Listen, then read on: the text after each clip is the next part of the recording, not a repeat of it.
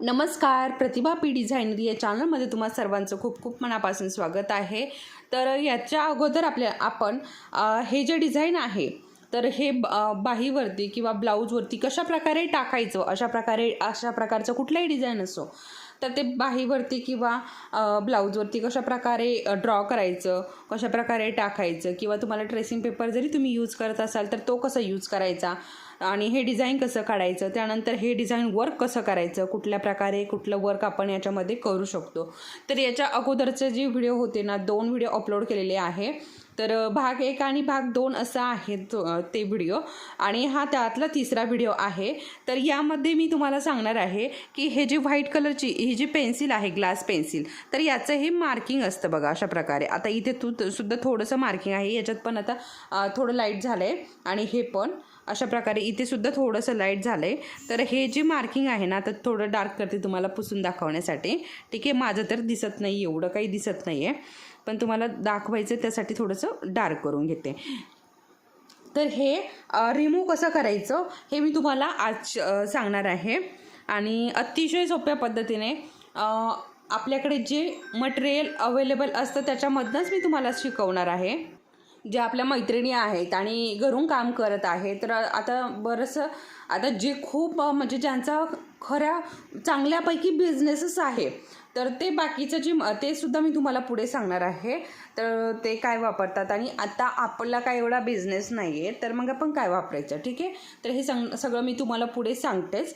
तर आजचा हा व्हिडिओ तुम्हाला आवडलाच तर व्हिडिओला लाईक करा, आणि कोणी जर चॅनलवरती नवीन असेल तर चॅनलला सबस्क्राईब करा. इतर मैत्रिणींसोबत असे हे व्हिडिओ शेअर करा, म्हणजे त्यांनासुद्धा याचा उपयोग होईल. तर चला मग आजच्या व्हिडिओला आपण सुरुवात करूयात. तर सगळ्यात अगोदर हे जे मार्किंग आहे ना व्हाईट कलरचं, तर आपण जर असंच ठेवलं तर हे काही एवढं व्यवस्थित दिसत नाही, ते पूर्ण व्हाईट दिसतं. असंच जर आपण ठेवलं तर ते कालांतराने थोडंसं हे होऊन जातं, पुसून जातं, ते आपोआपच हे होऊन जातं स्टिच करताना वगैरे, पण पूर्णपैकी जात नाही. आणि जास्तच जर असेल तर तुम्हाला ते रिमूव्ह करणं गरजेचं आहे. ठीक आहे, त्याशिवाय ती डिझाईन व्यवस्थित उठून दिसत नाही. तर त्याच्यामुळे तुम्हाला हे जे व्हाईट कलरचं मार्क केलेलं आहे ते रिमूव्ह करणं गरजेचं आहे. तर त्यासाठी आपण काय वापरायचं आहे, आपलं जे घरगुती आहे ना, घरगुती म्हणजे अगदी छोटासा बिझनेस आहे, तर त्यांच्यासाठी सांगते मी सगळ्यात अगोदर.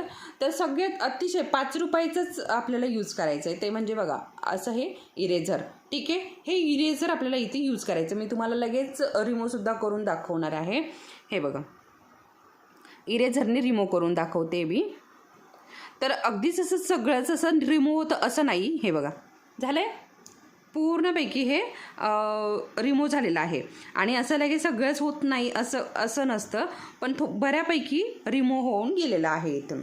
ठीक आहे, हे बघा बऱ्यापैकी रिमूव्ह झालेलं आहे, जवळजवळ एक 90% रिमूव्ह झालेलं आहे.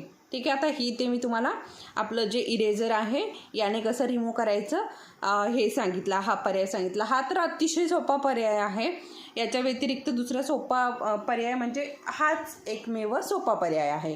पण तरीसुद्धा तुम्हाला अजून दुसरा पर्याय सांगते मी. तर बघा, आपण जे नेल पॉलिश रिमूव्ह करतो तर त्याचे जे टिश्यू असतात, तर त्या टिश्यूने सुद्धा आपण हे रिमूव्ह करू शकतो. बघा अशा प्रकारे टिश्यू मिळतात आपल्याला नेल पॉलिश रिमूव्ह करण्यासाठी, तर हे सुद्धा आपण इथे यूज करू शकतो. तर ते सुद्धा मी तुम्हाला यूज करून दाखवते. हे बघा, आता इथलं हे मार्किंग जे आहे ना, हे मी रिमूव्ह करून दाखवते. हे बघा अशा प्रकारे दिसतंय, रिमूव्ह होतंय बघा. पण शक्यतो टिश्यूपेक्षा हा इरेझरच यूज करायचा, कारण टिश्यू आपण जेव्हा यूज करतो ना, आता हा तर कपडा कॉटनचा आहे, त्याच्यामुळे कॉटनचा कलर जातोच तसंही, पण असं ब्लाऊजचा सुद्धा थोडासा कलर डाऊन होण्याची शक्यता असते तिथलीच फक्त. त्यामुळे शक्यतो इरेझरचाच वापर करायचा आहे. तर हे बघा अशा प्रकारे इथलं सुद्धा डिझाईन रिमूव्ह झाले. फक्त थोडंसं ओलं आहे, ते कालांतराने सुकून जाणार आहे. किंवा दुसरा कपडा घ्यायचा आणि दुसऱ्या कपड्याने थोडंसं असं खालच्या बाजूने पण आणि वरच्या बाजूने पण असं पुसून घ्यायचं, ते रिमूव्ह होऊन जातं, ते डाग वगैरे काही पडत नाही. ठीक आहे, तर हा झाला आपला जर टिश्यू आहे त्याचा उपयोग. पण सगळ्यात बेस्ट मी तुम्हाला सांगेल, टिश्यूपेक्षाही आपला इरेझर अतिशय कामाचा आहे. हे बघा, अशा प्रकारे इरेज केलं. आपण जसं शाळेमध्ये इरेज करायचो सेम तीच पद्धत आहे, वेगळं काहीही नाही आहे. अतिशय सोपी पद्धत आहे. फक्त अशा प्रकारे तुम्ही रिमूव्ह करा, झालं आहे. ओके, टिश्यूचीही गरज नाही इथे. ठीक आहे, टिश्यूला तेच कलर खराब होतात ब्लाऊजचे वगैरे, त्याच्यामुळे तुम्ही हेच यूज करू शकता. ठीक आहे, इरेझर. आणि आत्ता सगळ्यात जे आता मोठे मोठे जे बिझनेस असतात, आरीवर्कचे ज्यांचे मोठे बिझनेस आहे, म्हणजे बऱ्यापैकी चांगले बिझनेस आहे, तर ते केरोसिन यूज करतात. केरोसिन म्हणजे रॉकेल. ठीक आहे, पण आत्ताच्या काळामध्ये आपल्याला रॉकेल कुठे भेटेल हाच खूप मोठा प्रश्न आहे. कारण आत्ता केरोसिन भेटू शकत नाही, आणि भेटतही असेल काही ठिकाणी तर अतिशय महाग स्वरूपात भेटेल, किंवा एकतर भेटतच नाही. हे दोन आहे. ठीक आहे, त्याच्यामुळे हा अतिशय सोपा पर्याय आहे इरेझरचा. ठीक आहे, त्याच्यामुळे आपण जे छोटे मोठे आहेत ना, तर त्यांनी इरेझरच यूज करावं. ज्यांना खूप मोठा बिझनेस आहे, जास्त काही वेळ नाही, त्यांनी मग केरोसिनचा वापर करायचा. तर तो सुद्धा कसा वापर करायचा ते सुद्धा मी सांगते. केरोसिन घ्यायचं आणि कॉटन घ्यायचा.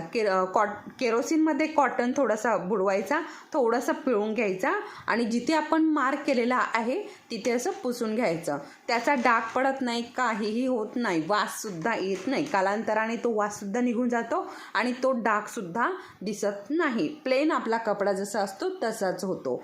तर हे सगळ्यात मोठं ज्यांचे किंवा ज्यांना वगैरे डिझाईन मी तुम्हाला सांगितलं आहे. शक्यतो पेन्सिलने डिझाईन कसं करायचं आहे हे मी तुम्हाला याच्या अगोदरचे जे क्लास झाले ना त्याच्यामध्ये सांगितलेलं आहे, की तुम्ही हे तुमचं मार्किंग चुकणार नाही. हे कसं तुम्ही करायचं, याच्या अगोदरचे तुम्ही 2 व्हिडिओ बघा, म्हणजे तुमचं सगळं लक्षात येऊन जाईल. ठीक आहे, तर हा व्हिडिओ तुम्हाला आवडला असेल तर व्हिडिओला नक्की लाईक करा. चॅनलवरती तुम्ही नवीन असाल तर चॅनलला सबस्क्राईब करा. परत भेटूयात अशाच एका छानशा युजफुल व्हिडिओसोबत. तोपर्यंत धन्यवाद.